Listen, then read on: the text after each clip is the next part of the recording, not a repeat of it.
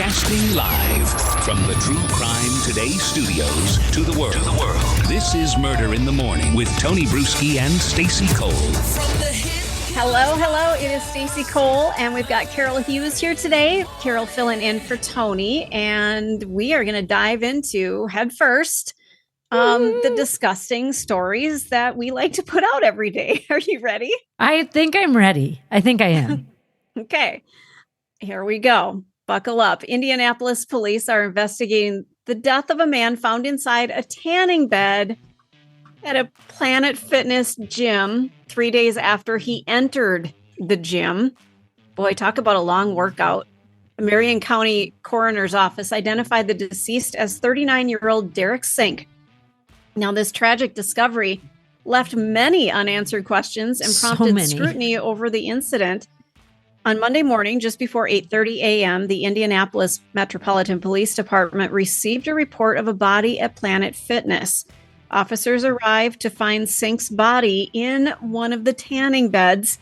According to police reports obtained by the news, Sink's family had been in contact with him on Friday, November 8th, when he went to the gym. Concerned for his safety, his relatives reported him missing on Sunday, November 10th. Authorities confirmed that Sink, who was wearing an ankle monitor at the time, never left the gym.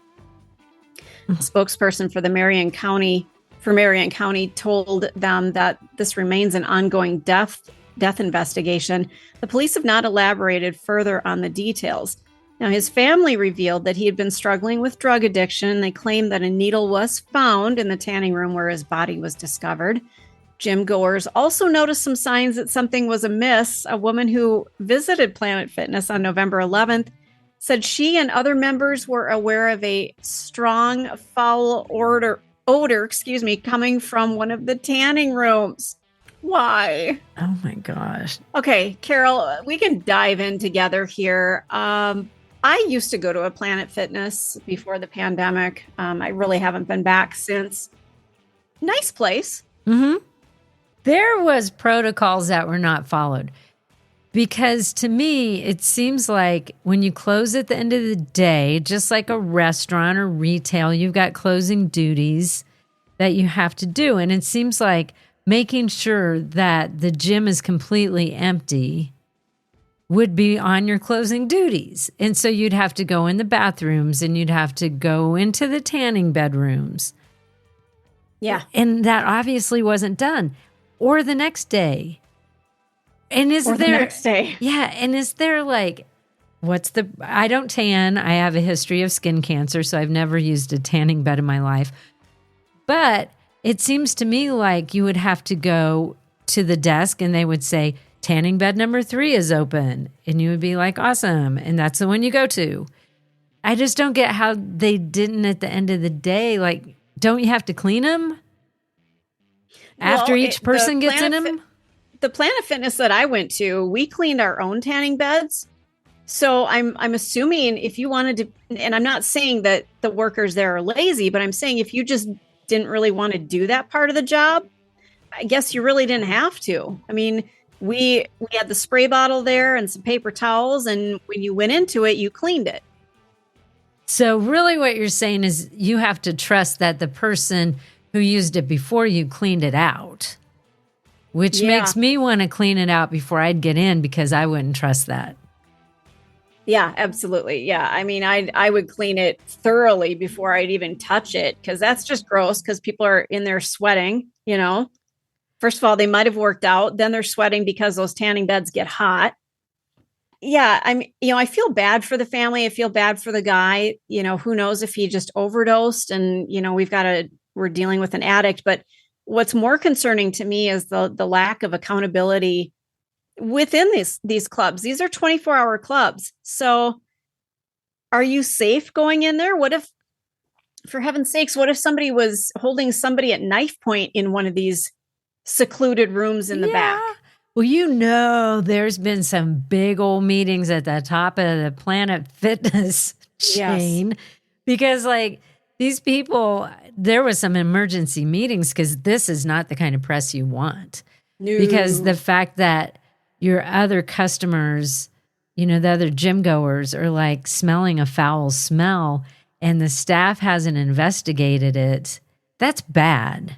It is bad. And it concerns me on a big level, because you'd always see them around the treadmills and stuff cleaning. And the one I went to, they were cleaning constantly. Like, they're always running around cleaning. But I'll tell you, there was one of those water massage beds way in the back. It was back down a hallway, and I always got assigned the one way in the back.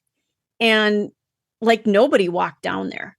So anything could have happened down there. I'm not saying it would, but I'd kind of like to see the staff go through and, every hour and taking a look just to make sure there's not something horrible happening in one of these secluded rooms.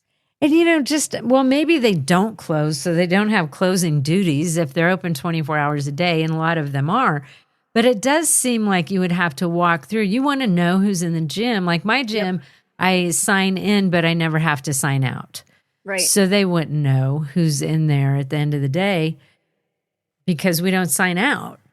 But it just seems like there's got to be a system in place for tanning beds and saunas and different rooms like that, where you would go in and physically check to make sure everybody's okay. Go into the bathrooms and make sure there's nobody in there.